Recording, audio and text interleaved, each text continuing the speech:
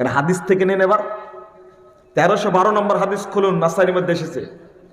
সাহাবীদের যুগে চলেন। হুযায়ফা রাদিয়াল্লাহু আনহু জিজ্ঞেস করে, কাম তুসাল্লি হাযিহিস সালাহ। একজন ব্যক্তি সালাত আদায় করছে, জিজ্ঞেস করছে, এই এই তুমি এই সালাত কতদিন থেকে আদায় করছো, কতদিন থেকে? তখন বলছেন, মুনজু আরবাইনা সানা, প্রায় তো 40 বছর যাবত। হুযায়ফা কি বলেছিলেন?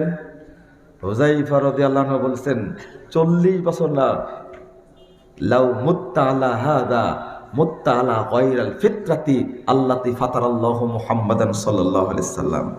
বুখারীতে একটা অংশ আসছে এর, শোনো, 40 বছর না, এইভাবে সালাত পড়তে পড়তে যদি মরেও যাও, তবে রাসূলের দ্বীনের উপরে মরবে না, তুমি বেদিন হয়ে মারা যাবে।